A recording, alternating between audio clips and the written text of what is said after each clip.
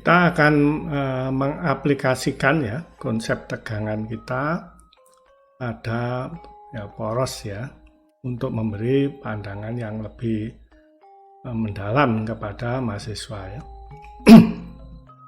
Pada gambar kanan atas ini terlihat poros yang gagal karena tegangan geser ya.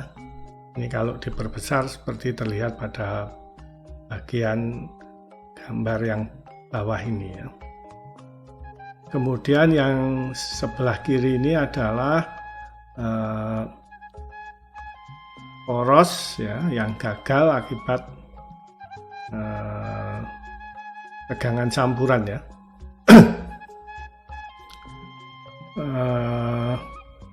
Ini sepertinya gagalnya karena prinsipal normal stres ya. Kegagalannya adalah akibat tegangan tarik maksimal ya. Terutama diawali geser sih awalnya, tapi sebagian besar gagal karena tegangan tarik maksimalnya ya. Untuk bisa memahami fenomena itu mungkin ada baiknya mahasiswa mempelajari bagaimana konsep tegangan diaplikasikan pada poros ya. Kita tidak akan lari dari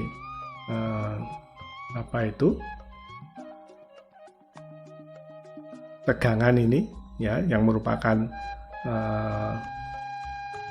manifestasi dari tegangan gaya internal. Intensitas gaya internal nanti ada 3 macam, yaitu normal stress, shear stress, dan bearing stress ya.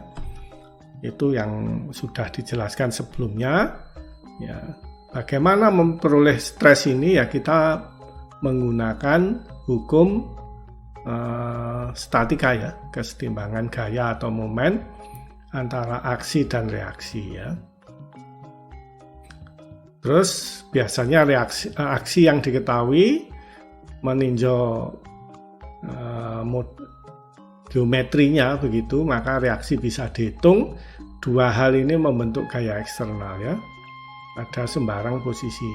Gaya eksternal ini dengan menerapkan free body diagram serta menerapkan hukum statika, yaitu sigma F sama dengan 0, sigma M sama dengan 0, maka kita akan memperoleh normal stress, shear stress maupun bearing stress ya, memperoleh tegangannya ya. Dan akan berlaku hukum besi tentang tegangan ya. Jika tegangan internal ya, normal stressnya, shear stressnya ya, atau bearing stressnya ya, itu lebih kecil dari tegangan bahan ya, maka akan kuat ya. Dan sebaliknya kalau tegangan gaya internal di sini ya akibat beban ya lebih besar, maka disebut gagal, maka materialnya akan patah seperti gambar sebelumnya ya. Tegangan internal akibat beban ini biasanya merupakan hasil perhitungan ya. Yang sebelah sini ini adalah hasil perhitungan.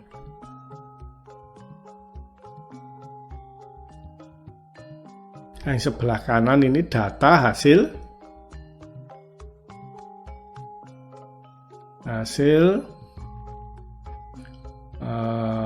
pengujian di lab ya.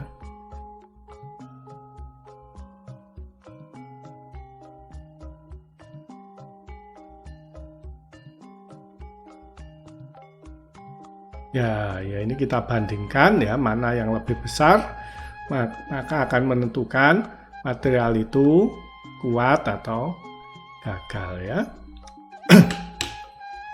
Untuk bisa melakukan perhitungan ya terhadap tegangan ya, maka kita harus membicarakan secara bertahap ya. Dimulai dengan poros dengan beban bending ya. Beban bending, bukan tegangan tuh ya. Nanti untuk sementara langsung saya kasih tahu dulu ya, beban bending ini akan menyebabkan tegangan normal ya. Ya. Sedangkan poros dengan beban puntir ya, ini akan menyebabkan tegangan geser ya. Oke. Kalau poros dengan beban campuran, dan itu yang sering terjadi, yaitu ada beban bendingnya dan ada beban puntirnya, maka yang terjadi adalah campuran ya. Maka kita nanti menghitung ya, ini kita sebenarnya kriteria kegagalan ya. Dan banyak sekali kriteria kegagalan. Yang paling terkenal ya von Mises, K ya. Kita memilih untuk pembahasan kali ini ya, kita memilih yang mudah saja, yaitu kita memilih sigma maksimum atau tegangan geser maksimum ya. Ini pada bidang utama atau namanya principal plane ya. Ya, kita memakai kegagalannya menggunakan fenomena tegangan normal maksimum atau tegangan geser maksimum pada principal plane ya. Mungkin begitu dulu ya, kira-kira gambarannya ya. Sekarang kita mulai saja dengan, sebelum sampai ke kasus yang ketiga ini ya, kasus yang banyak terjadi ini. Ya, kita mulai pemahaman dari yang paling mudah, yaitu dengan beban bending murni ya. Contoh beban bending itu jika porosnya ya, misalnya ada bantalan gitu. Nah, di sini ya. Terus kemudian ada beban begini. Ya, ini seolah-olah bebannya tegak lurus, maka seolah-olah porosnya ditekuk begini ya. Mudah-mudahan bisa diikuti, karena ini tetap diam kan tumpuannya, bantalan gelindingnya. Nah, dan beban ini menyebabkan dia melendut atau seperti dibengkokkan seperti ini ya. Itu adalah poros dengan beban bending. Kalau beban puntir tentu saja ini porosnya ya, mungkin karena di sini ada pulenya misalnya, kemudian diputar ya, kemudian pule yang sini ya, juga diputar arahnya berbeda, misalnya ditahan mungkin ya, ini dari motor dan dia harus mentransmisikan lewat poros, kemudian untuk muter mesin yang lain ya, misalnya ini dari motor ya. Ini maka sebenarnya ada beban bendingnya sih ya kan, karena tarikan sabuk-sabuk ini kan menyebabkan beban bending. Kalau dianggap tarikan sabuk-sabuk ini kecil dibanding torsinya, maka kita bisa mengasumsikan bahwa dia merupakan poros dengan beban puntir murni, meskipun kasus ini jarang ya. Kalau dua ini nanti kita pelajari ya, maka kita akan sampai pada kasus yang ketiga, yaitu yang sering kita temui di lapangan, yaitu mixed mode ya. Baiklah ya, kita mulai saja dengan poros dengan beban bending murni, bahasa Inggrisnya axial ya. Mungkin bahasa Indonesianya gandar ya, mungkin. Ya, ini seperti porosnya gerbong itu. Ya, dia hanya menerima beban beban bending ya. Karena beban puntirnya tidak ada yang menghalangi, dia hanya akan berupa putaran saja ya hasilnya. Ya, begitu. Maka untuk bisa memahami seperti saya katakan di muka ya. Kalau data hasil pengujian ya,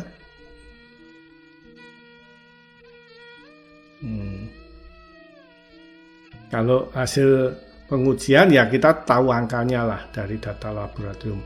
Yang masalah adalah kita menghitung ya, menghitungnya ini ya untuk menentukan tegangan di sini akibat gaya yang ada yang diberikan dari beban luar ya. Oke, kita akan mencoba menyusun teori dari poros yang menerima beban bending ya, dengan memperhatikan fenomena ini ya.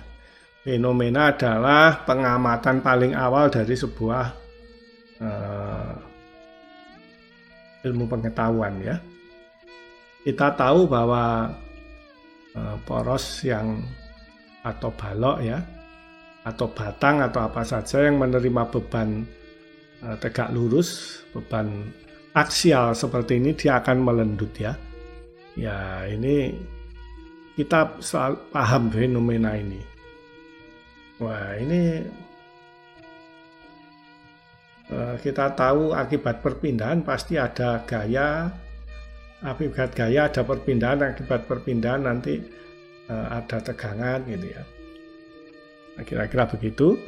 Maka kita akan menurunkan, mencari hal ini. Mungkin segera timbul pertanyaan dengan melihat fenomena ini, ya, berapa melendutnya ini, besar melendutnya ini, berapa akibat gaya tertentu atau gaya aksial tertentu, beban aksial tertentu. Demikian juga berapa besar tegangan yang timbul ya akibat gaya ini ya, karena gaya pasti menyebabkan tegangan ya pada gilirannya. Oke, itu fenomena ya. Kemudian kita melakukan percobaan ya untuk mendapatkan fakta-fakta ya.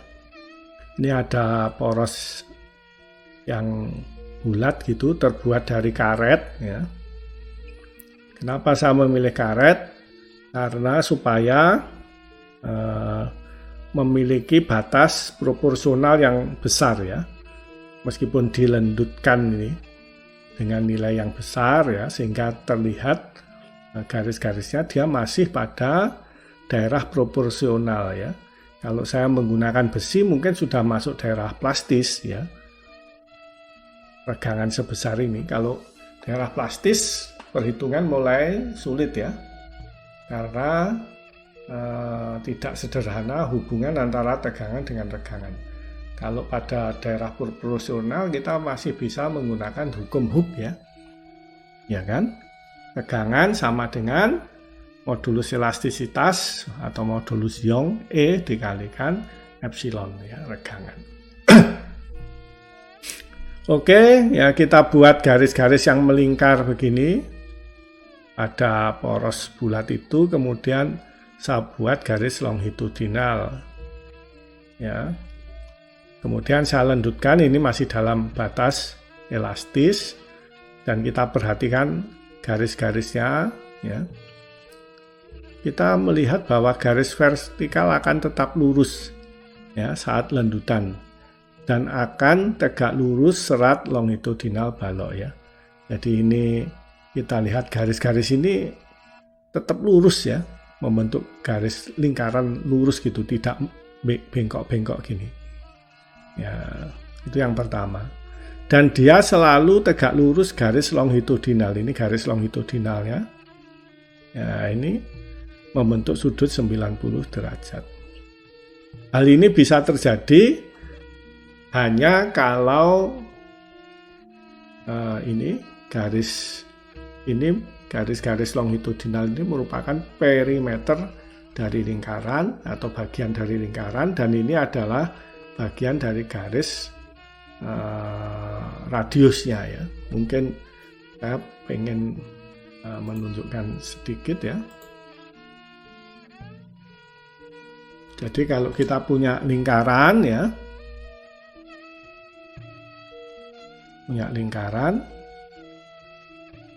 ya, kalau kita tarik garis dari pusatnya ke sini, dari pusat ke pinggir gitu, maka di sini ada garis, mungkin saya kasih warna yang lain. Ya, di sini garis singgungnya ya. Ya, ini selalu tegak lurus ya. Selalu tegak lurus. Oleh karena itu, kalau saya punya bagian lingkaran, kemudian saya tarik ke pusat lingkaran, nah ini selalu tegak lurus ya. Ini dari lingkaran menuju perimeter. Tetapi ini terbalik, kita dari perimeter ya, ini kita tahu ini merupakan membentuk lengkungan tertentu, kemudian ini tegak lurus, selalu tegak lurus ya, maka kita bisa menyimpulkan ya dengan arah terbalik ya ke sana, bahwa garis-garis longitudinal ini merupakan perimeter lingkaran, dan ini merupakan garis yang garis radiusnya ya, dan dia menuju titik tertentu ya. Ini kalau kita tarik, dia akan menuju titik tertentu, yaitu garis-garis yang tegak lurus ini merupakan radius dari lingkaran tersebut ya. Begitu kira-kira.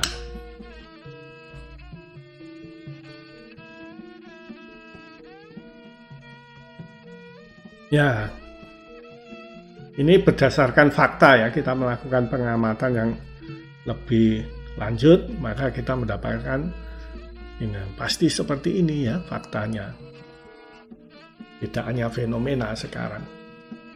Kemudian kita tahu ya, ini bagian perimeter lingkaran yang menuju satu titik pusat tertentu akibat dia tegak lurus ini tadi. Kemudian yang kedua ya, semakin jauh ya, jaraknya dari pusat dari sini semakin jauh ya, maka lintasan semakin panjang, ya kan?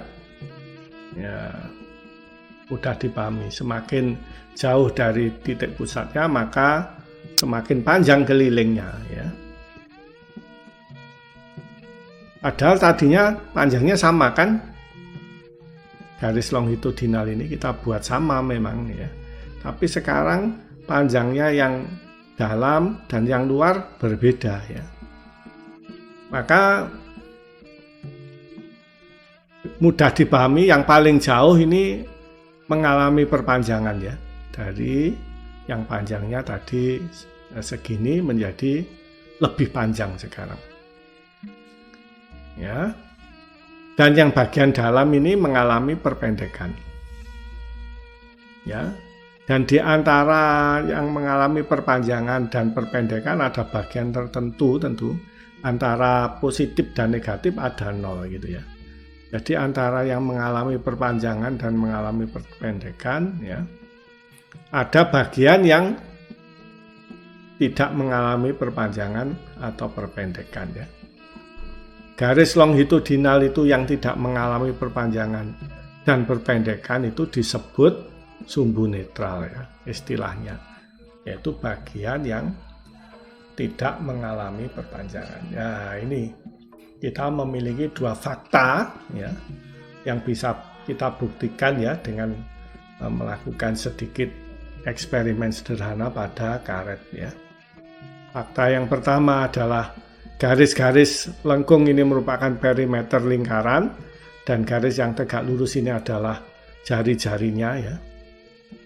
Terus kemudian fakta yang kedua, terdapat perpanjangan pada sumbu yang jauh dari pusat lingkaran dan perpendekan pada sumbu yang dekat dengan pusat lingkaran, dan ada sumbu yang netralnya ya. Kita memiliki dua fakta itu ya, dan kita akan menyusun berdasarkan dua fakta itu menuju teori tentang balok. Oke, untuk mempermudah ya, dibuat garis N1, nah, dibuat garis ini ya. NN ini adalah anggap saja sumbu netral ya. Nggak tahu, kita sembarang saja kita tempatkan. NN1 ini adalah bagian dari sumbu longitudinal yang tidak mengalami perpanjangan. Ya. Kemudian yang S1 aksen tentu mengalami perpanjangan, yang MP ini lebih pendek daripada N1 ya. Oke. Kemudian kita tarik dari pusat lingkaran garis lurus sembarang ya, dan ini pasti tegak lurus ya di sini karena dia bagian dari perimeter. Kemudian kita juga tarik garis sembarang begitu. Maka kita memperoleh garis N1S1 ya. Kita buat ya sejajar dengan OM ya. Kita buat sejajar, memang kita buat ya. Dan kita memperoleh segitiga sebangun ya. Karena ini adalah vektor arahnya sama ya, karena ini bagiannya N1 S aksen itu kan bagian dari OP, maka vektor arahnya sama. Sedangkan N1 S1 vektor arahnya sama dengan OM ya. Sedangkan apanya ini, kakinya ini kan dipakai bersama sehingga sudut-sudutnya ini sama. Sudut ini pasti sama dengan sudut O sini, sudut S1 ini sama dengan sudut S di sini. Kenapa kok sama ya? Memang tadi kita membuat sejajar gitu ya. Terus kemudian S1S adalah bagian dari lingkaran tersebut. Karena itu sudut ini sebangun ya. Segitiga yang kecil ini dengan segitiga yang gede ini adalah sebangun. Segitiga O, N aksen atau OS S aksen, ON N1 atau OS S1 S aksen atau N S1 S aksen, segitiga kecil ini merupakan segitiga sebangun ya. Oke, jarak dari sumbu netral yaitu N1 S1 sebut saja dengan Y ya. Maka dari kesebangunan segitiga, kakinya N1 S1 dibagi alasnya S1 S aksen sama dengan R ya kan? R dibagi N1 ya. Ya kan? Ini kaki dibagi alas, kaki dibagi alas. N1 S1 sama dengan Y, sebut saja Y. Makanya saya ganti Y di sini. Atau kita bisa menulis ya, R-nya pindah ke sana, Y per R, ini S1, S aksen pindah menjadi penyebut, ya, N1. Kita lihat ya, S1S, ya, karena ini kita tarik sejajar, maka panjang S1 sama dengan panjang N1, yaitu sama dengan panjang mula-mula. Sehingga S1 S aksen ini adalah pertambahan panjang dibagi N1 panjang mula-mula. Ya, pertambahan panjang dibagi panjang mula-mula adalah sama dengan regangan ya. Regangan kan sama dengan delta L per L0. Delta L adalah pertambahan panjang dibagi panjang mula-mula. Sehingga kita memperoleh yang pertama ini namanya faktor, Y ini faktor, kemudian R ini juga faktor yang menentukan regangan ya. Kemudian bahkan kita memperoleh proporsinya bahwa regangan berbanding lurus dengan jaraknya dari dari sumbu netral ya, dan berbanding terbalik dengan jari-jari kelengkungan. Semakin besar jaraknya dari sumbu netral, maka semakin besar perpanjangannya ya. Sedangkan semakin besar jari-jarinya, artinya dia semakin flat ya, maka regangannya juga semakin kecil. Semakin melengkung begini atau R-nya semakin kecil, maka regangannya semakin besar ya. Perasaan kita juga mengatakan hal yang sama ya. Ya kan? Perasaan kita setuju, analisa matematika kita menyetujui hal itu ya. Jadi antara rasa dan analisa, logika ya sama, maka itu kita harus yakin akan hal itu ya. Karena rasanya kok benar, logikanya kok juga masuk ya. Oke. Ini adalah proporsi ya. Kita bolehlah mengeluarkan teori ya. Ini teori yang pertama, yaitu regangan serat longitudinal berbanding lurus dengan jarak Y dari sumbu netral dan berbanding terbalik dengan jari-jari kelengkungan. Ya, ini adalah teori pertama ya, yang kita susun berdasarkan pertama fenomena yang kita jumpai, kemudian kita menyusun fakta-faktanya ya, dan kita akhirnya sampai pada faktor yang terlibat, yaitu Y dan R ya. Kemudian kita tahu proporsinya dan kita bisa menghasilkan konsep dan teori yang pertama ini. Tetapi kita belum tahu ya sebenarnya di mana sumbu netral. Belum tahu, tadi kan kita mengambil sembarang saja, arbitrary. Ya. Berapa kelengkungannya, R-nya, untuk beban tertentu, ya kita juga belum tahu ya. Kita tadi masih menganggap secara arbitrary saja ya. Tapi nggak apa-apa, kita sudah memiliki satu langkah maju, dan pertanyaan-pertanyaan ini nanti kita akan jawab pada diskusi berikutnya.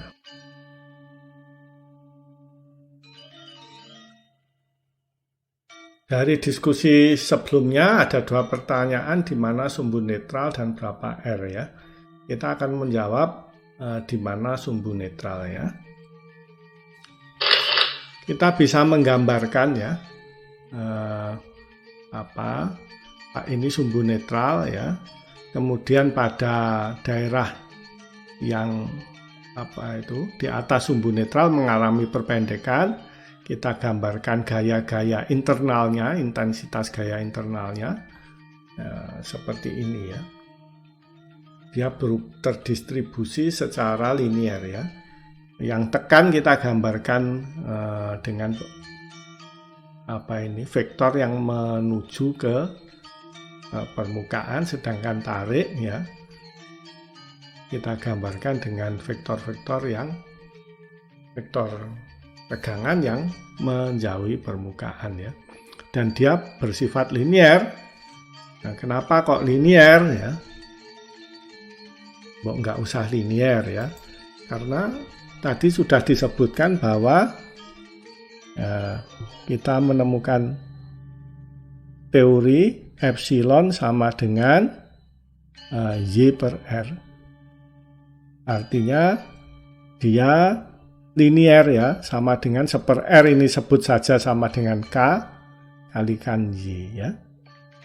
R-nya kan sudah konstan ya, untuk gaya tertentu dia melendut dengan jari-jari tertentu ya, R-nya konstan,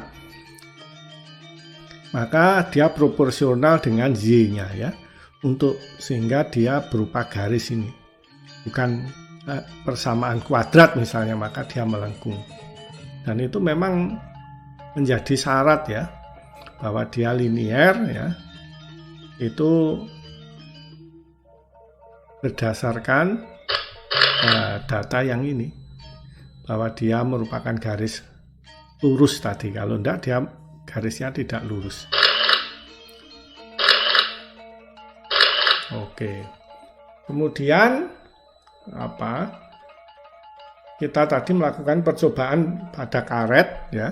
di mana batas proporsionalnya masih dia bekerja masih di daerah proporsional ya, di bawah sini ya.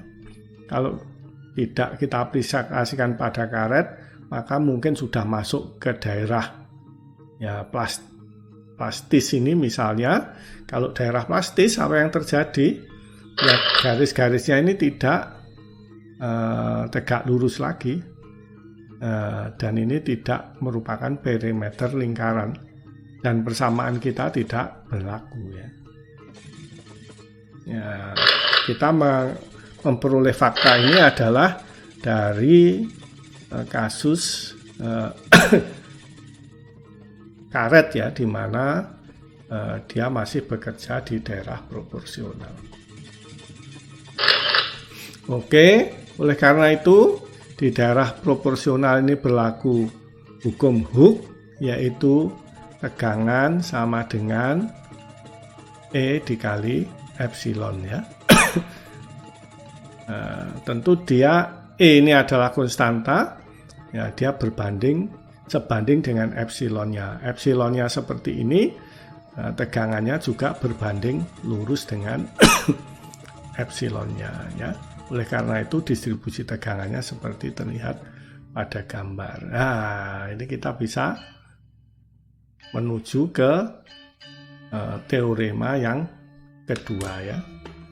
Atau paling tidak menjawab pertanyaan pada teorema yang pertama tadi, yaitu di mana sumbu netral ya.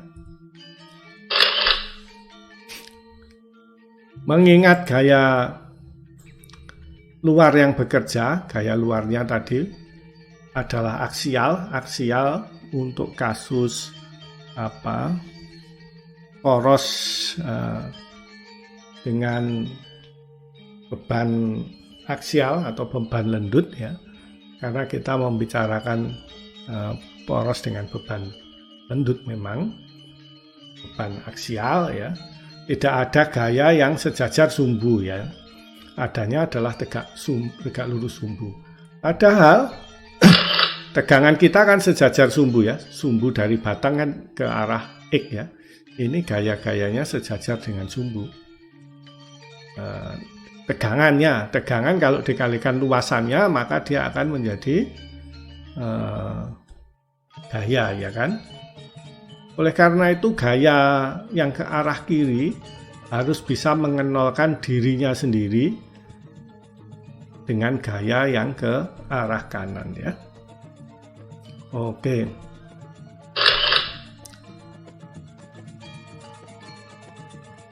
Sehingga sigma F X sama dengan 0, maka resultan gaya internal pada penampang lintang harus 0 ya. Besarnya gaya pada permukaan dA ya, jadi kalau kembali ke sini ya, mungkin ini gambarnya perlu sedikit diperbaiki ya. Ya begitu. Ini misalnya Y, kemudian ini DY. Yang saya arsir ini adalah DA ya. Kalau dilihat dari depan, ya, itu misalnya. Kemudian ini adalah sumbu netralnya, katakan. Kemudian ini DA-nya. Ya. Kemudian saya ganti. Ya. Ke tengahnya ini disebut dengan Y. Sorry, bukan DY, dengan Y.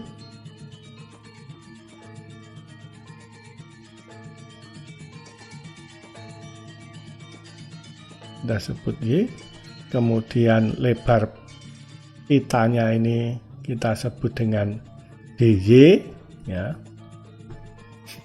Maka luasan ini disebut dengan DA ya. Kita sebut dengan DA ya, luasan ini. Oke.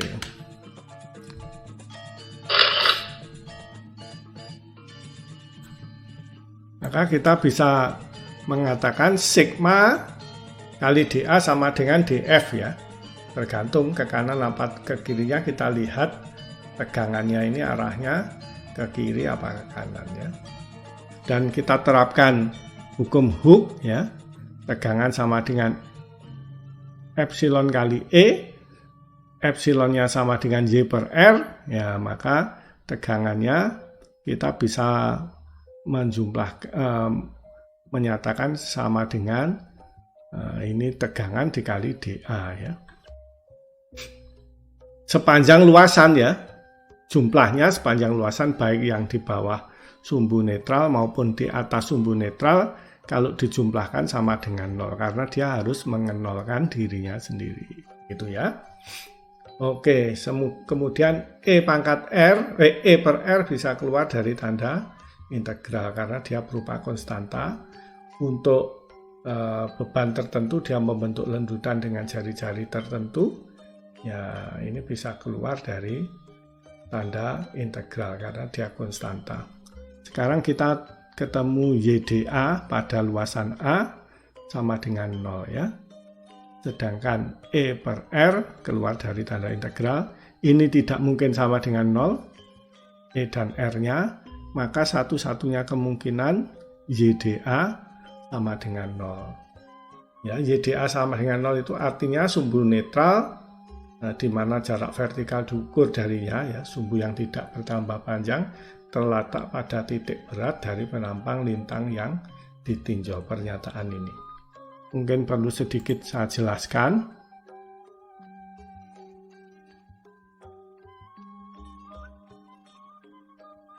Ya, jadi kalau saya punya luasan ya,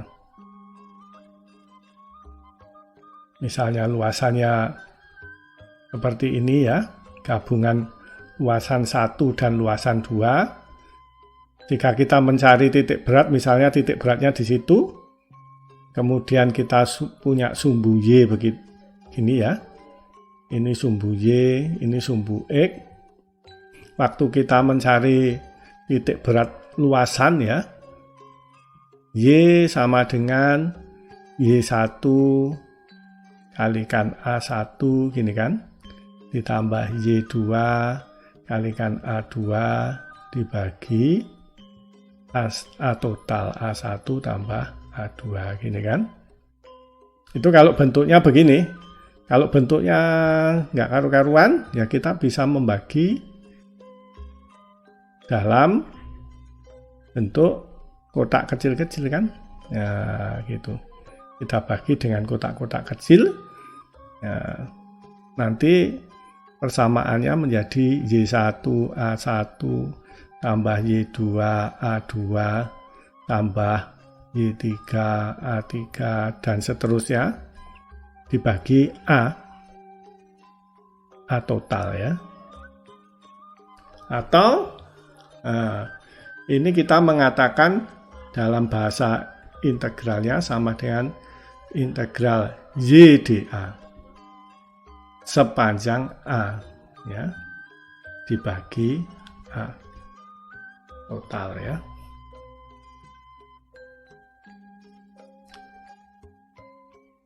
Oke ya. Kapan dia berharga 0? Ya, sama dengan 0. Artinya kebetulan kita memilih sumbunya di ya titik berat itu ya. Ya, kalau kita titik beratnya sini, kemudian kita memilih sumbunya tepat di situ, nggak sengaja ya, maka berlaku integral YdA sama dengan 0 ya. Oleh karena itu ya, hal ini berarti sumbu netral di mana jarak vertikal diukur darinya terletak pada titik berat ya. Karena waktu kita mencari titik beratnya seperti ini ya. Kapan dia sama dengan 0? Jika YdA sama dengan 0 ya.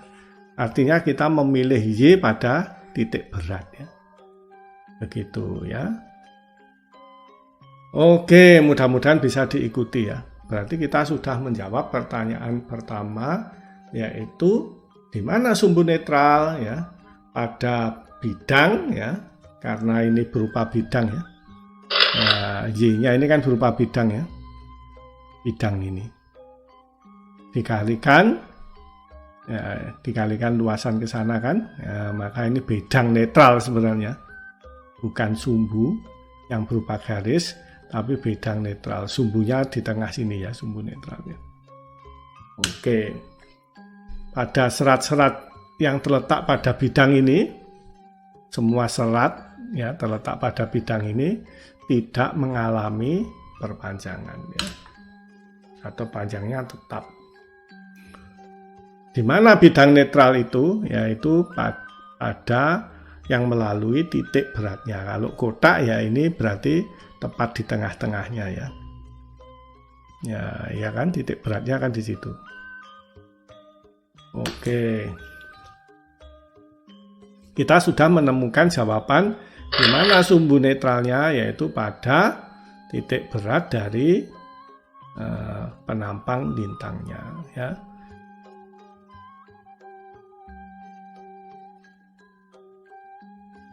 Sekarang kita akan menjawab pertanyaan kedua, yaitu berapa R ya.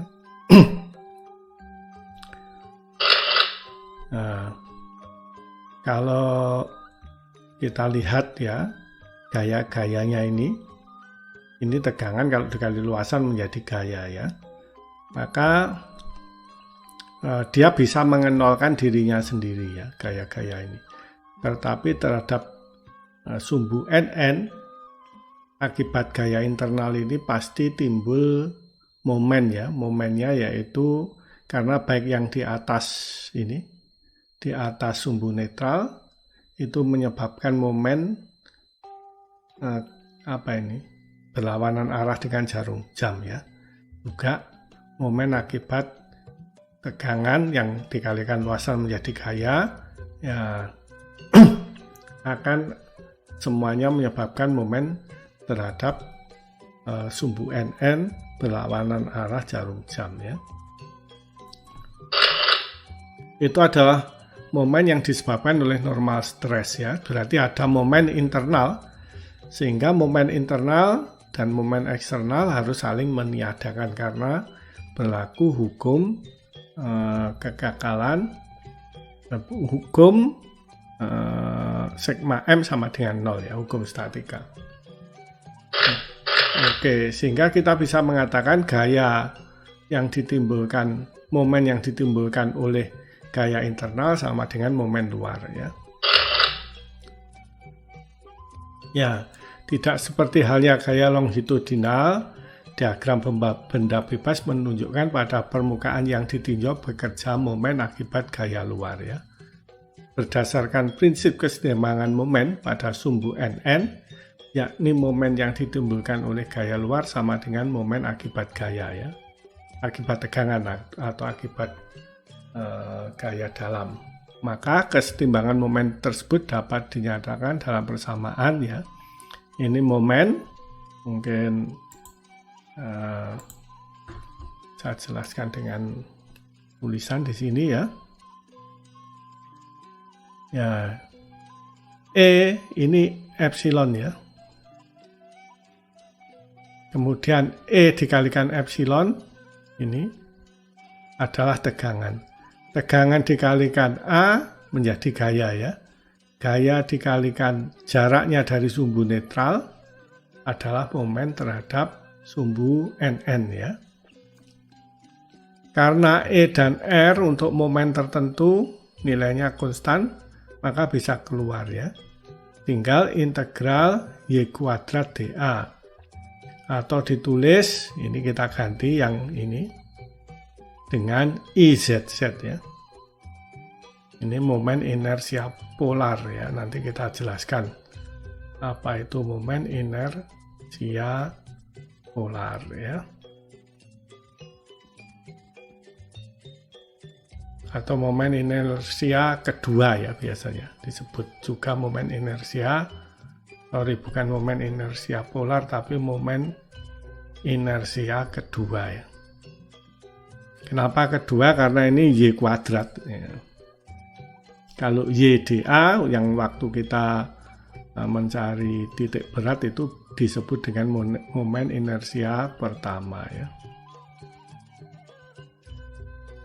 Nah, momen inersia kedua adalah Y kuadrat dA, biasa dinyatakan sebagai ya tidak dalam bentuk ini tetapi lebih disukai EI menjadi penyebut di suku sebelah kiri, atau kita tukarkan posisinya menjadi 1/R sama dengan M per EIZ ya. Berarti R berbanding terbalik dengan momennya, jadi semakin besar momen tentu R-nya semakin kecil atau semakin melengkung ya. Masuk di perasaan kan. Demikian juga jika semakin besar E-nya, artinya dia semakin kaku. Kalau E-nya semakin besar, maka dia semakin kaku. Kalau semakin kaku, maka R-nya semakin besar atau semakin sulit melengkung. Demikian juga dengan IZZ, momen inersia kedua, semakin besar momen inersia keduanya, dia juga akan semakin sulit untuk melengkung. Ini dengan perasaan sudah sesuai, dan ini persamaan matematikanya sudah sesuai dengan logika kita, ya maka ya persamaan ini harusnya bisa diterima ya. Oke, atau kalau dalam teori dinyatakan sebagai jari-jari berbanding lurus dengan modulus elastis bahan dan momen inersial luasan serta berbanding terbalik dengan besarnya momen ya. Berarti kita sudah menjawab di mana sumbu netral. Sumbu netral terletak pada bidang yang melalui titik beratnya berapa R ya, berapa R berbanding terbalik dengan momen dan berbanding lurus dengan kekakuan serta momen inersia kedua ya. Atau dinyatakan dalam proporsinya seperti rumus yang di dalam kotak merah itu. Nah, sekarang kita bisa mencari tegangan ya, yaitu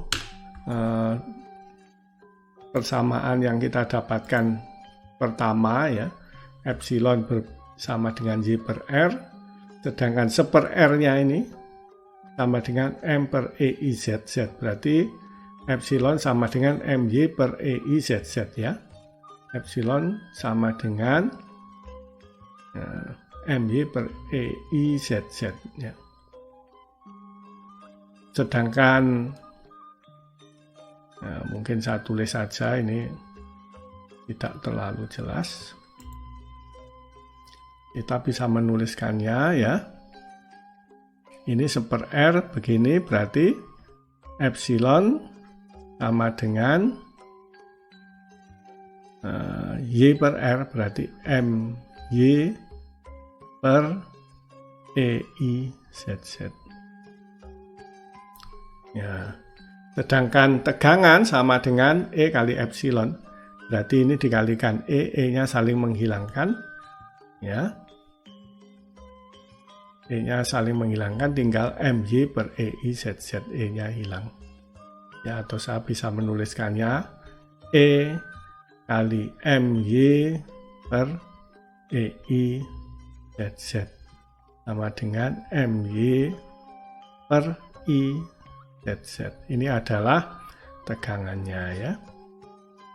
Atau kita bisa menuliskannya dalam bentuk seperti yang ada di dalam tanda kotak itu ya.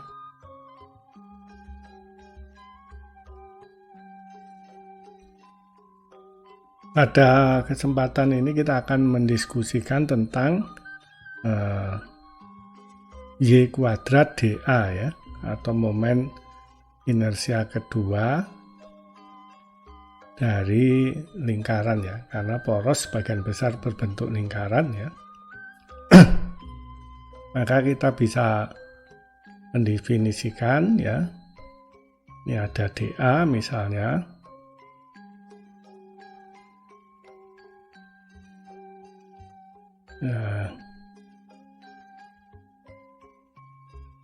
Garis ini kita sebut theta ya. Kemudian bias ini ya.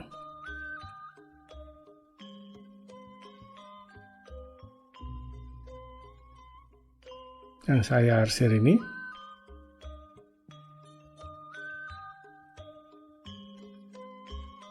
Ya, kita sebut dengan dA ya. Oke.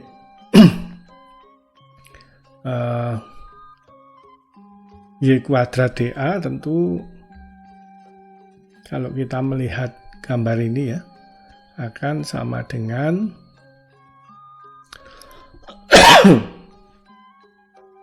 ya sama dengan R sin Y-nya kan R sin theta ya kuadrat ya. dA-nya itu sama dengan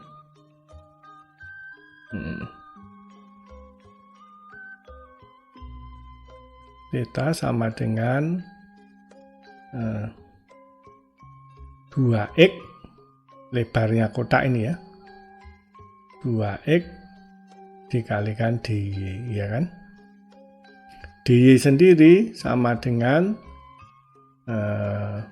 y sama dengan R sin theta ya sama dengan integral R kuadrat sin kuadrat theta kalikan 2x-nya itu sama dengan 2R cos theta dy sama dengan dr sin theta ya itu akan sama dengan 2R pangkat R-nya bisa keluar ya sama dengan 2 kita tulis biar mudah dulu lah 2R pangkat 3 sin kuadrat theta cos theta ya turunannya ini R sin theta adalah R cos theta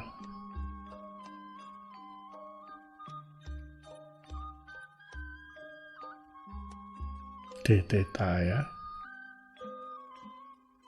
Oke, maka sama dengan 2R pangkat 4 integral sin kuadrat theta cos kuadrat theta d theta ya. Sinnya ini kita bisa ganti dengan 2R integral 1 min cos kuadrat theta. Nah, dikalikan cos kuadrat theta d theta ya. Sepanjang A ini tentu saja.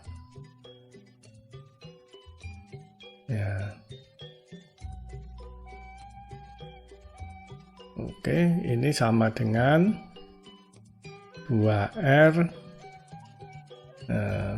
integral cos kuadrat theta min cos pangkat 4 theta d theta ya. Ya, tetanya mulai 0, bukan ya, mulai min pi per 2 ya.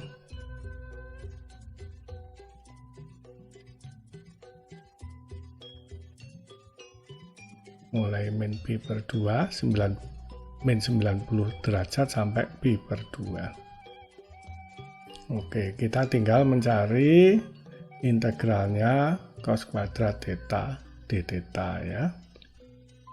Itu yang, dan cos pangkat 4 theta d theta.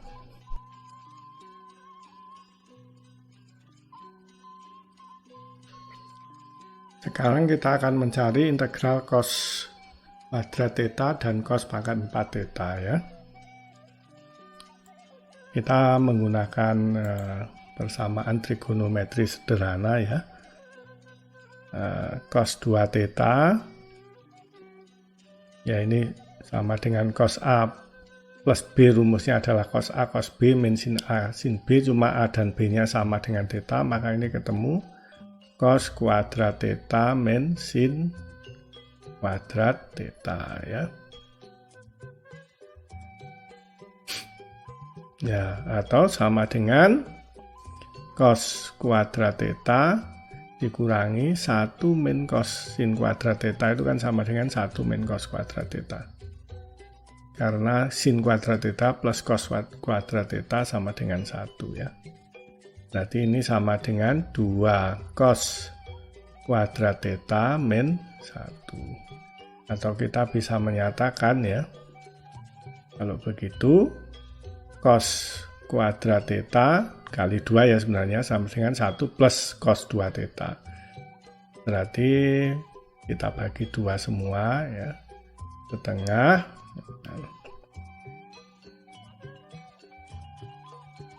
ya 1 plus cos 2 theta.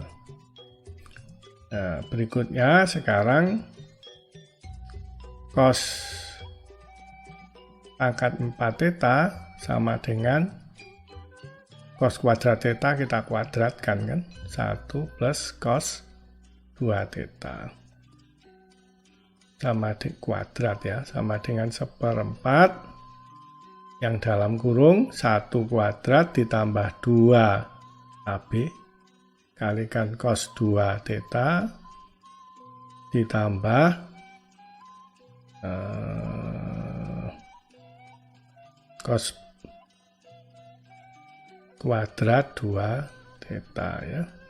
Cos kuadrat 2 theta ini kita bisa menggunakan persamaan ini, kita ganti theta-nya dengan 2 theta, maka sama dengan 1/4 1 plus 2 cos 2 theta.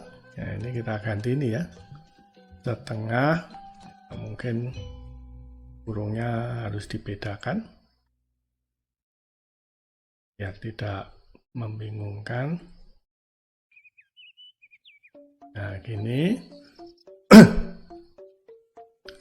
Setengah, terus kemudian ini kita ganti 1 plus cos theta-nya kita ganti 2 theta, berarti 4 theta.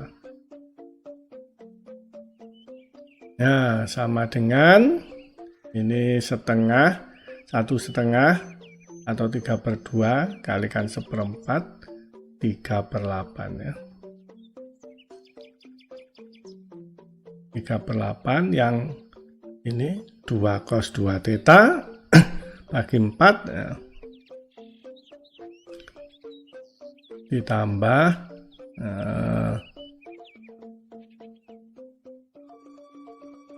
2 cos 2 setengah ya, setengah cos 2 theta, terus yang ini 1/8 ya, ditambah 1/8 cos 4 theta ya. Oleh karena itu ya kita sudah bisa mengintegralkan integral cos kuadrat theta d theta sama dengan integral ya, setengahnya bisa keluar 1 plus cos 2 theta d theta ya, sama dengan ya setengah integral d theta ditambah setengah integral cos 2 theta d 2 theta. Ini 1/4 jadinya. Tidak setengah ya, tapi 1/4.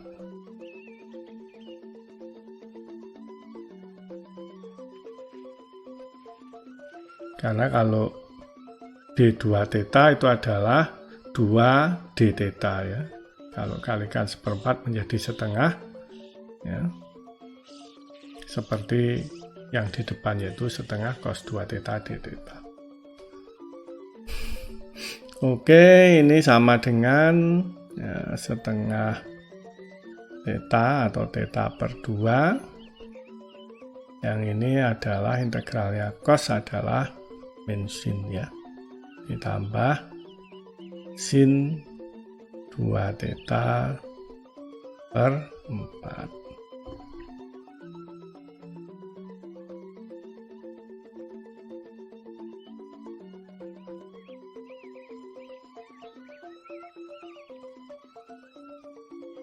Oke.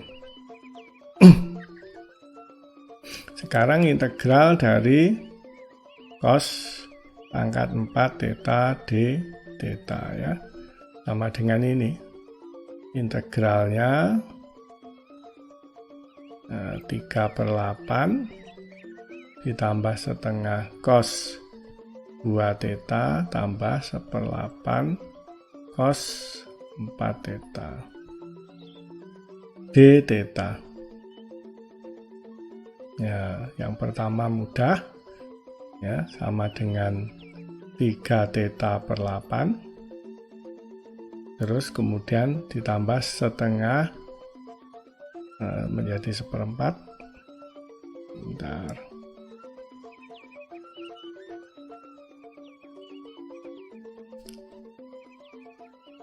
Ini 1/4 integral cos 2 theta d 2 theta ya, karena ini kalau diturunkan adalah 2 d theta, kalikan 1/4 menjadi setengah seperti soalnya, ditambah 1/8 bagi 4 kali 4 32 ya, 32 cos 4 theta d 4 theta ya, sama dengan 3 theta per 8 ditambah 1/4 sinus 2 theta ditambah 1/32 sinus 4 theta ya. Kita sudah bisa ya, memperoleh integral dari cos kuadrat theta dan cos pangkat 4 theta yang nanti kita bisa bawa ke substitusikan ke depan ya.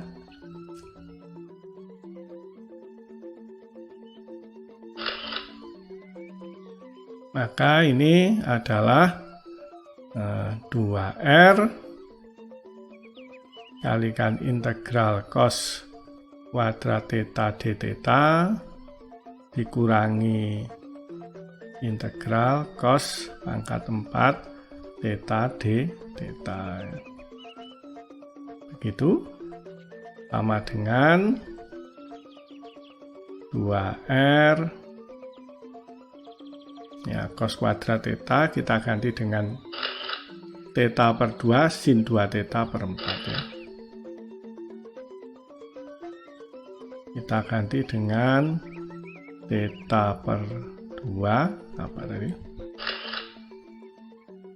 Sin 2 theta per 4 tambah sin 2 theta per 4 ya, dikurangi ya, cos pangkat 4 3 theta per 8 3 theta per 8 ditambah sin 2 theta per 4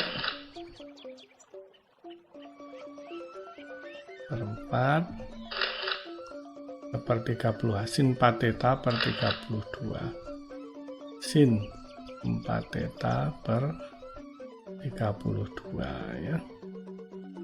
Batasnya pi per 2 min pi per 2. Oke, ada beberapa yang bisa kita sederhanakan ya. Yang sin 2 theta ini min dan depannya plus saling menghilangkan ya. Oke, tinggal theta per 2 itu 4. Nah, berarti ini kita bisa sederhanakan 4/8 ya. 4/8 dikurangi 3/8 1/8 berarti theta per 8. Terus kemudian sin 4 theta dikurangi sin 4 theta. 4 theta berarti 2 pi ya, per 32. Batasnya pi per 2 dan min pi per 2. Kalau kita masukkan sama dengan 2R, nah, berarti pi per 16, kita masukkan pi per 2 dulu, dikurangi, ini masih, sinnya masih 4 pi ya, kenapa kita ganti? Nanti kita masukkan di sini.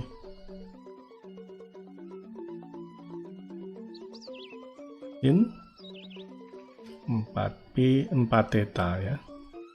Kita masukkan ini, berarti sin pi per 2 ya.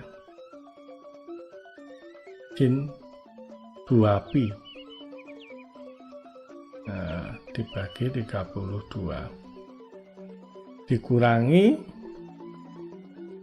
thetanya kita ganti min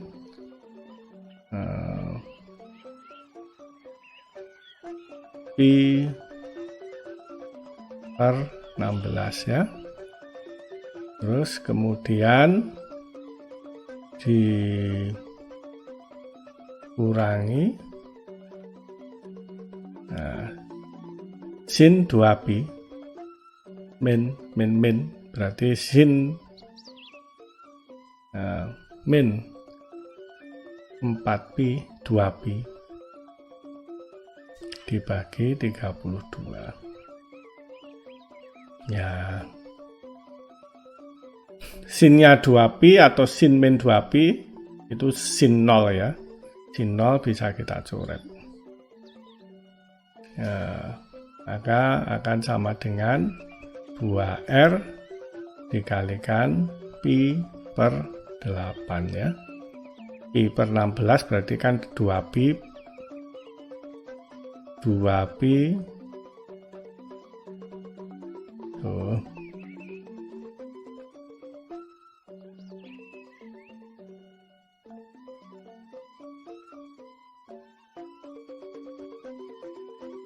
Sama dengan 2 pi per 16 atau ini 4 per 16 sama dengan per 4 ya, sama dengan pi r per 4. Kalau ini saya ganti dengan bentar y kuadrat r ya, r-nya kok hilang ini, r pangkat 4 ini harusnya. Ada yang salah di sini. Ini r pangkat 4. Nah, ini r pangkat 4. Nah, untung ini agak mudah gantinya. Nah, ini 2r pangkat 4. Ini sama dengan pi r pangkat 4 ya. Kalau kita ganti r dengan d per 2 sama dengan pi d per 2 pangkat 4 bagi 4. Ini berapa ini? 16 ya. Kali 4, 64 sama dengan pi d pangkat 4 per 64. Itu adalah IZZ untuk lingkaran ya.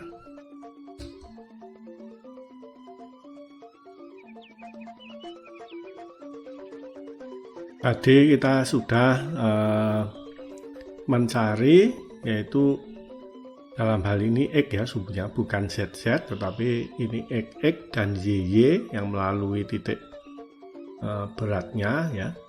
Itu momen inersianya sama dengan PR pangkat 4 ya. Untuk bangun-bangun yang lain, bangun sederhana yang lain ya, ada IX dan IY-nya. Ini IX kemudian IY-nya yang ini IY, ini IXX.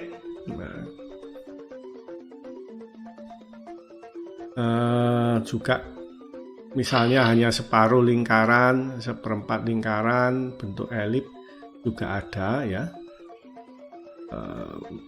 Mahasiswa bisa mengintegralkan sendiri ya, seperti saat mencari digambarkan saat mencari momen inersia penampang poros yang berbentuk lingkaran ya. Untuk bentuk-bentuk yang lain ya bisa dijumlahkan secara aljabar dari momen inersia dari geometri sederhana ya. Ini sebagai contoh misalnya poros berlubang ya. Ada poros yang berlubang, anggaplah ini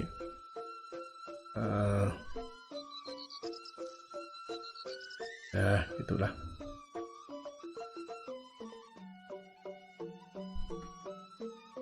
poros tetapi berlubang di tengahnya. Nah, ini ada lubangnya, berarti permukaannya hanya ini. Konsentris ya, pusatnya sama begitu. Maka bagaimana menghitung IZZ ya?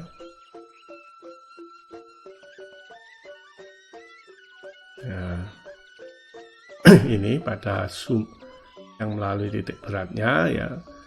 Maka kita bisa mengurangkan ya. Ini momen inersianya yang lingkaran besar, yaitu sebut saja ID pangkat 4/64, kita bisa kurangi dengan ID kecil pangkat 4/64.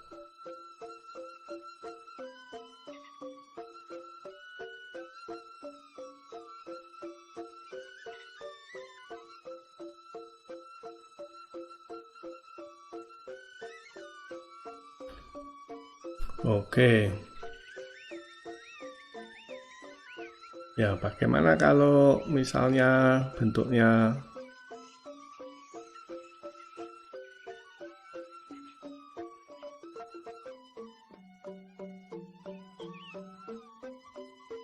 ya, misalnya poros bulat gini, tetapi ada lubang pasaknya misalnya. Ya, kita bisa mengurangi ya dengan lingkaran penuh dikurangi kotak ini ya. Ya, kotak ini adalah seperti jika dia melalui pusatnya ya, itu kita sebut dengan IZZ,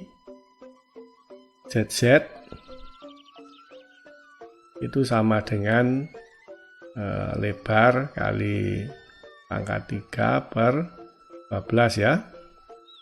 Ya, itu kalau melalui IZZ. Kalau berpindah ya, berpindahnya ini misalnya R, maka momen inersia IZZ-nya menjadi BH pangkat 3/12 kalikan luasannya dikalikan R kuadrat ya. Atau sama dengan misalnya A-nya ini B kali H kan. BH pangkat 3/12 ditambah ini bukan dikali.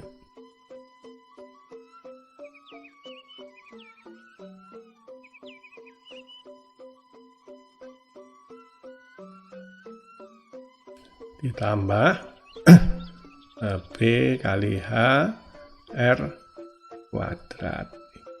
Sehingga kalau begitu yang kotaknya ini adalah Pi D pangkat 4/64 dikurangi BH pangkat 3/12 ditambah BH kali R kuadrat ya.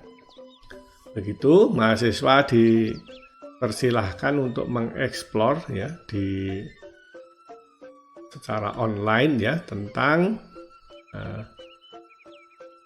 momen area,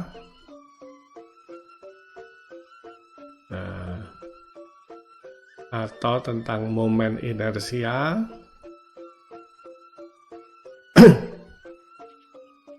topik-topik ini, atau second moment of inertia ya. Nah, bisa diperkaya sendiri.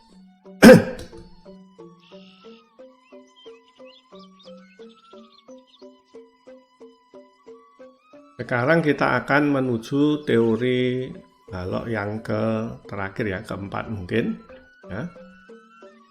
Kita punya kurva defleksi yang warna hitam ini. Kita ingin mendefinisikan defleksinya. Defleksi itu yaitu turunnya ini ya, dari posisi semula. Posisi semula kan horizontal. Setelah dikenai momen, ya maka dia akan membentuk kurva defleksi ini ya. Oke. Kemudian kita bisa menarik pada sembarang posisi ya, garis R yang merah ini. Kemudian kita tarik garis singgungnya pada titik perpotongan garis R dengan kurva defleksinya, maka dia akan memotong garis horizontal di sini membentuk sudut theta ya. Oke. Sudut sini juga theta karena ini antara horizontal dan garis yang tegak lurus dengan garis singgungnya. Sementara horizontal tegak lurus dengan sementara yang vertikal tegak lurus dengan yang horizontal. Karena itu sudut theta ini juga sama di sini ya. Kalau kita buat pias d theta seperti ini dan kita perbesar gambarnya ya, tentu kita bisa menghitung panjangnya ds di sini, panjang perimeter lingkaran sama dengan r d theta, ya kan? Atau bisa ditulis 1/r sama dengan d theta ds per ds ya. Yaitu pindah ke sana, r-nya menjadi penyebut, ds-nya pindah ke sebelah kanan tanda sama dengan ya. Ini karena R-nya tidak mungkin berharga negatif kan, oleh karena itu kita kasih tanda absolut. Supaya tepat plus minusnya ya kita evaluasi ya. Kita perhatikan kurva ini, misalnya kita mulai dari titik sini, semakin besar ds-nya ke arah sana ya, semakin ke sana, ds-nya besar, sudut theta-nya semakin kecil ya kan. Ini mungkin paling besar di ujung sini sudutnya, kemudian semakin kecil, hingga di sini sudutnya 0 ya. Oleh karena itu, supaya sesuai, bertambahnya S itu bersesuaian dengan turunnya d theta, sehingga ini dikasih tanda negatif ya. Ya, supaya tidak usah mengasih tanda absolut seperti ini. Oke, sekarang kita perhatikan segitiga yang kecil ini ya. Tentu theta sama dengan ini adalah defleksi ya. D nu ya.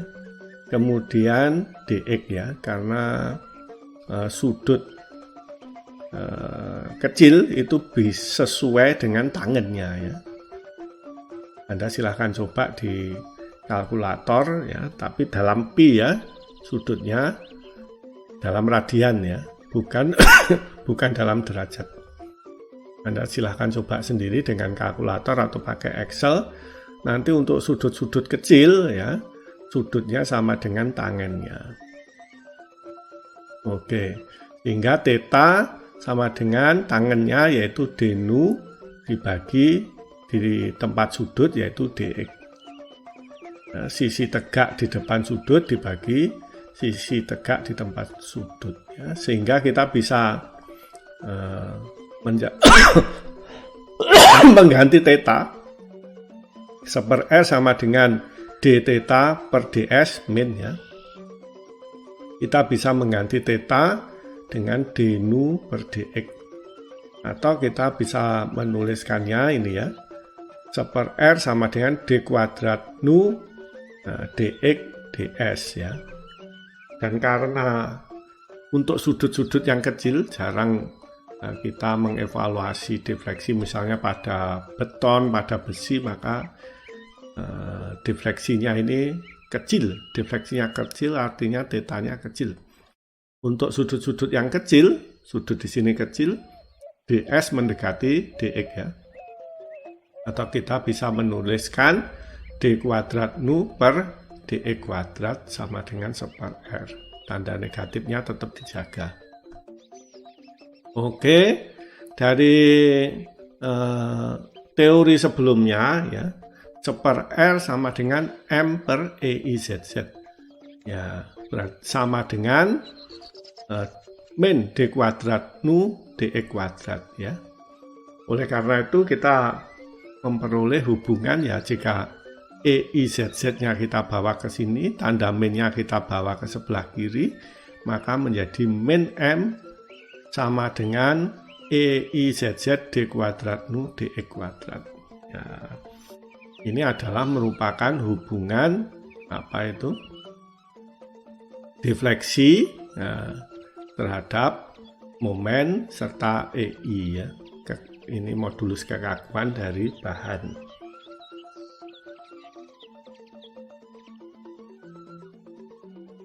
Teori yang kita kembangkan yaitu persamaan defleksi, misalnya yang terakhir itu kita bisa evaluasi, bisa cocokkan dengan eksperimen ya.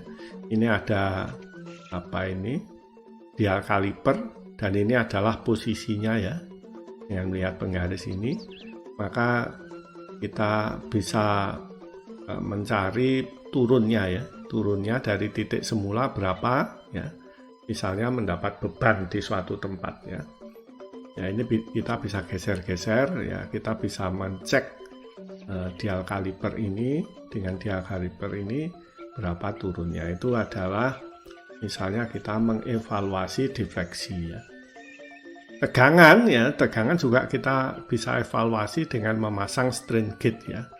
Strain gauge itu kita pasang di mana yang kita inginkan tempatnya, maka dari situ kita bisa memperoleh tegangan yang ditimbulkan ya pada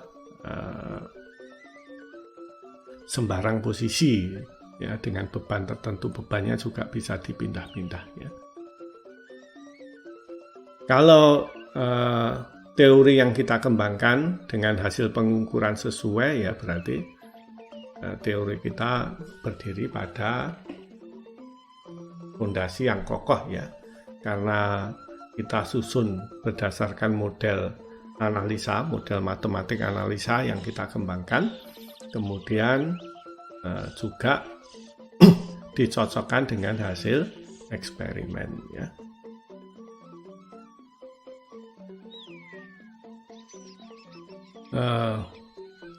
Kita akan menjelaskan bagaimana perjalanan ya dari fenomena yang kita temui menuju teori ya, teori namanya teori balok ya.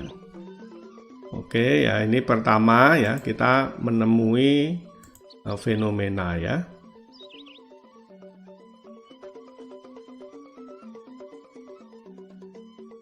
Kita menemui fenomena yaitu batang atau balok yang menerima beban lateral atau beban bending seperti ini ya, atau menerima beban momen ya, maka balok selalu melendut. Itu fenomena yang kita temui ya. Mungkin timbul pertanyaan dari fenomena ini, bagaimana defleksinya, bagaimana bentuk kurvanya, dan bagaimana tegangan yang timbul ya. Seperti itu. Maka kita mempelajari lebih jauh ya, dan kita menemukan fakta-fakta seperti ini ya. Jika kita mengevaluasi batang karet yang menerima beban momen ya. Kita paling tidak ada 2 fakta ini, bisa lebih ya dari 2 fakta. Kemudian dari fakta-fakta itu kita kembangkan faktor-faktor apa yang terlibat, kita evaluasi ya. Faktor, kemudian kita menemukan proporsinya bahkan ya. Maka dari proporsi ini kita bisa mengembangkan yang disebut dengan konsep ya. Konsep yang pertama begini, regangan serat longitudinal berbanding lurus dengan jarak Y dari sumbu netral dan berbanding terbalik dengan jari-jari kelengkungan. Ini konsep. Kemudian meskipun ini konsep pertama ini masih menyisakan pertanyaan di mana sumbu netral dan berapa besarnya lengkungan jika diberikan momen tertentu ya. Menjawab pertanyaan itu ya dengan mengevaluasi, dengan mengembangkan fakta-fakta ini tentu sedikit berdasar asumsi juga, asumsi yang masuk akal tentu. Nah, kita akan menemukan konsep yang kedua ya. Ada 2 yaitu konsep 2A ya. Kemudian ya ini bahwa sumbu netral terletak pada titik berat, dan konsep yang kedua jari-jarinya ya berbanding lurus dengan besarnya momen dan berbanding terbalik dengan modulus kekakuan ya. Tentu konsep itu juga masuk di perasaan ya, selain masuk di akal ya. Kita juga bisa mengembangkan konsep yang ketiga ya. Ini mungkin kita bisa menulis tegangan ya, berbanding lurus dengan momen dan jaraknya dari sumbu netral serta berbanding terbalik dengan momen inersia dari luasan penampang lintang ya. Itu kita juga bisa mengembangkan ini faktor dan proporsi, kemudian mengembangkan konsep yang keempat ya, bahwa besarnya defleksi dari posisi tertentu berbanding lurus dengan momen dan berbanding terbalik dengan EI ya, modulus kekakuan. Meskipun untuk mencari nu-nya, harga defleksi tentu harus diintegralkan 2 kali ya. Oke, dari konsep-konsep itu ya, kita cocokkan dengan eksperimen ya. Tentu yang bisa kita cocokkan yang paling mudah adalah defleksi dengan memasang dial indikator ya. Ini kita bisa geser-geser dial indikatornya ke kiri ke kanan, maka kita akan tahu defleksinya dari posisi semula ya. Nah, ini adalah verifikasi teori yang terakhir tadi ya, teori yang keempat. Bukan teori, memverifikasi konsep yang keempat. Kemudian konsep yang tegangan tadi, konsep yang ketiga ya. Tegangan kita juga bisa verifikasi dengan eksperimen ya. Konsep 1 dan 2 ya tentu kita bisa memverifikasi dengan eksperimen, tapi tidak semudah kita memverifikasi konsep yang ketiga dan keempat ya.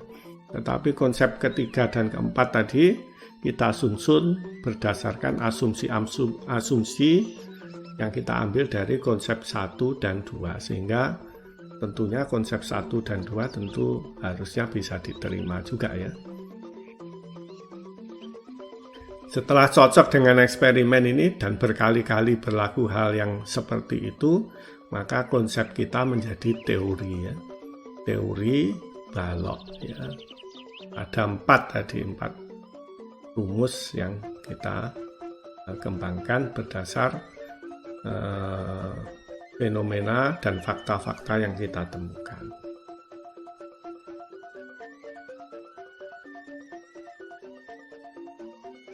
Berdasarkan pemahaman kita ya tentang fenomena yang terjadi pada balok, maka distribusi tegangannya seperti ini ya. Tentu yang menjadi bagian paling mengkhawatirkan adalah di mana tegangannya paling tinggi ya, di posisi terjauh ya. Yang terjauh yang sini berupa tegangan tarik dan yang terjauh sebelah sini dari sumbu netral adalah berupa tegangan tekan ya. Kita tahu tegangan sama dengan besarnya momen dikalikan Y, ya Y-nya ini kita akan pilih jarak terjauh ya. Dan ini adalah penampang lintang dari balok atau batang yang kita evaluasi. Misalnya ya, poros dengan beban bending murni, poros bulat ya, pejal, maka Y-nya jarak terjauhnya adalah D/2 ya kan, karena sumbu netralnya tepat di pusat lingkaran ya. Kemudian jarak terjauh yang tarik ya, yang bawah adalah D/2, yang tekan adalah juga D/2 atau sama dengan R-nya. Kemudian I-nya sama dengan ID/4/64. Tadi kita sudah menjelaskan kenapa I-nya sampai ke sini. Sehingga ini 64-nya menjadi pembilang bagi 2, 32 M ID pangkat 3 ya. Oke. Perhatikan kalau kita evaluasi unitnya, satuannya, momen adalah Newton meter, ini meter pangkat 3, maka satuannya Newton per meter kuadrat ya, sama dengan satuan dari tegangan ya. Yang menjadi problem biasanya menghitung M-nya ya, menghitung M untuk berbagai posisi ya. Maka diharapkan mahasiswa belajar tentang bending moment diagram ya.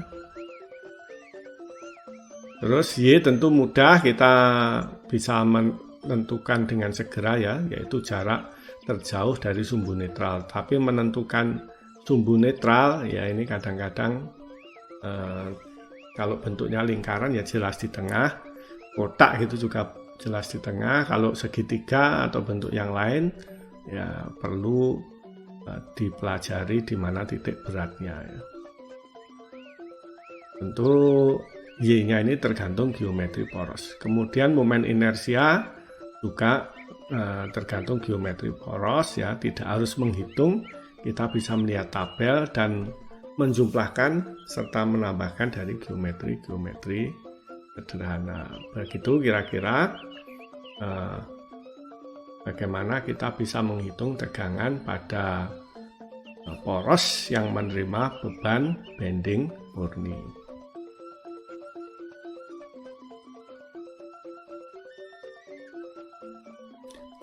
Untuk meningkatkan pemahaman ya, kita berikan contoh soal di sini ya. Pasang roda gerbong kereta barang ya, membawa beban 5 ton ya. Ini adalah beban 5 ton pada masing-masing bantalan ya. Ada bantalan gelindingnya di situ, kemudian dihubungkan dengan gerbong yang di atas ya. Gerbongnya memberi beban 5 ton di ujung-ujungnya ya. Jaraknya ini 10 cm dengan rodanya yang kita anggap sebagai tumpuan ya. Kemudian jarak antar relnya 140 cm ya. Jika bahan ya tegangan tarik maksimalnya 100 kg per cm ya, kita disuruh berapa diameter porosnya ya. Yang pertama tentu kita bisa menghitung ya tegangan berdasar rumus tegangan sama dengan M Y bagi I ya.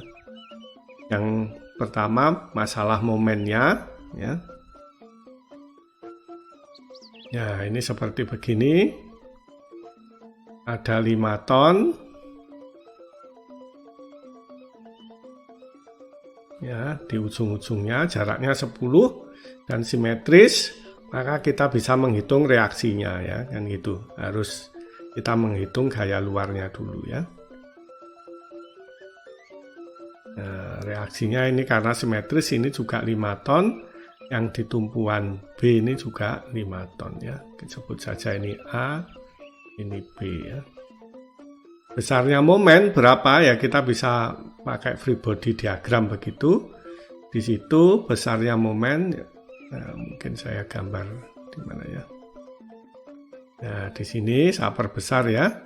Ini potongannya ini gaya F misalnya, ya, jaraknya X, maka besarnya momen yang melawan ini, gaya eksternal ini, ya, ini gaya internalnya, besarnya momen tentu saja sama dengan F dikalikan X ya.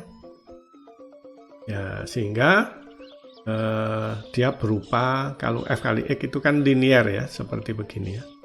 Semakin besar itu BMD-nya. X-nya ya semakin besar momennya ya. Momen yang terbesar adalah saat di tumpuan sini, yaitu 5 kali 10 ya, 50 ton sentimeter ya. Maka grafik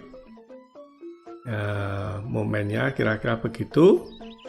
Nah, ini 50 di sini, 50 ton sentimeter ya. Ada sisanya, nggak ada gaya yang kita temui, berarti momennya adalah tetap, yaitu ini arahnya ke sana ya. Momen luarnya apa itu begini, berlawanan jarum jam, maka gaya internalnya ini gaya eksternalnya sebenarnya yang saya gambarkan ini. Enggak ya, setelah tumpuan ya, maka dia harganya seperti ini ya. Momennya ke sana. Ya.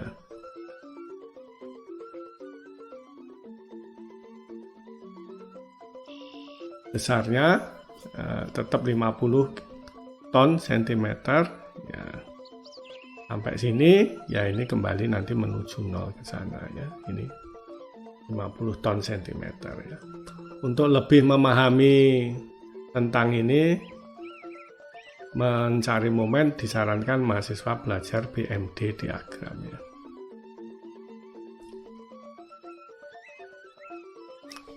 Oke. Terus berarti kita sudah tahu momen terbesar adalah 50 ton sentimeter ya, sehingga kita bisa menerapkan pada persamaan yang sana ya, besarnya tegangan. Oke, kita tinggal menghitung ya, sigma sama dengan M Y bagi IXX atau IZZ ya. Kita tinggal menerapkan, yaitu bahan poros tadi terbuat dari tegangan tarik maksimalnya adalah ini ya, 1000 kg per cm, berarti kita masukkan saja 1000 kg per cm kuadrat satuannya biar tetap sama dengan momennya tadi 5000 ton ya kan, 5 ton atau 5000 kg kalikan 10 cm ya. Ya. Kemudian kita kalikan Y-nya D per 2 ya. Kemudian dibagi PD pangkat 4 per 64. Ya, angkanya tinggal 1000 kg per cm kuadrat sama dengan ini 64 dibagi 2, 32, ini 5000 kg kita kalikan dengan 10 cm dibagi PD pangkat 3, hingga D pangkat 3 sama dengan 32 5000 kg kalikan 10 cm dibagi 1000 kg per cm kuadrat ya. Sama dengan ya ini angkanya bisa kita kumpulkan 32 kali 5000 kalikan 10 bagi 1000 ya, satuannya kilogram saling menghilangkan, cm menjadi pembilang ya, cm pangkat 3 ya. Oke, nanti kalau dihitung D sama dengan 7,986 cm ya, atau lebih besar ya, tentu lebih aman, yaitu kita pilih D sama dengan 8 cm ya. Itu adalah contoh ya, bagaimana kita menghitung tegangan, bagaimana kita menentukan diameter poros berdasarkan tegangan bahan yang bisa dipikul maksimal dan berdasarkan beban luarnya.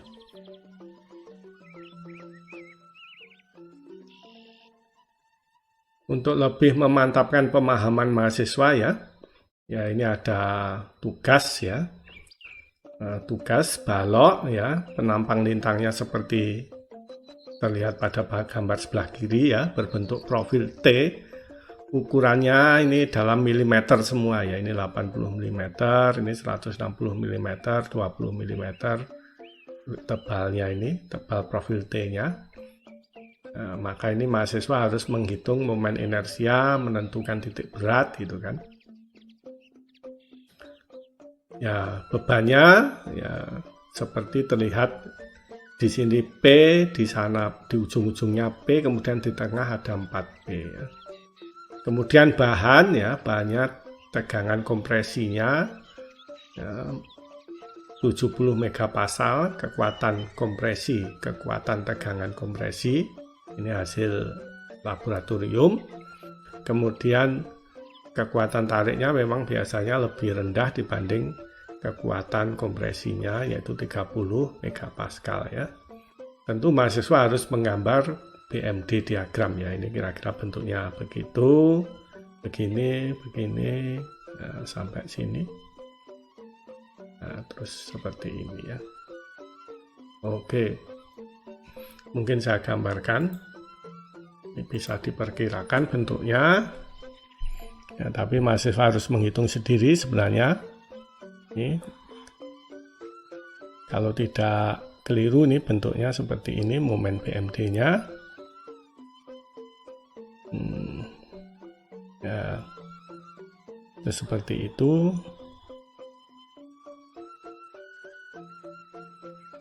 Ya.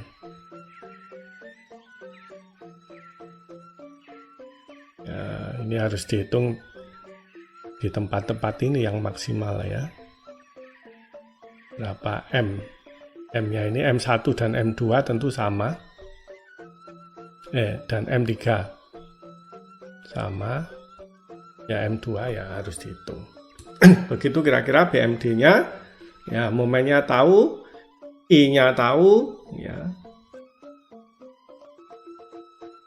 Maka kita nanti bisa menentukan berapa besarnya P maksimal agar ya tegangan kompresinya tidak melebihi 70 megapascal dan tegangan tariknya tidak melebihi 30 megapascal ya. Seperti biasa ya, soal jawaban ya dikumpulkan ke alamat email terlihat pada slide, yaitu kelas.jarod@gmail.com.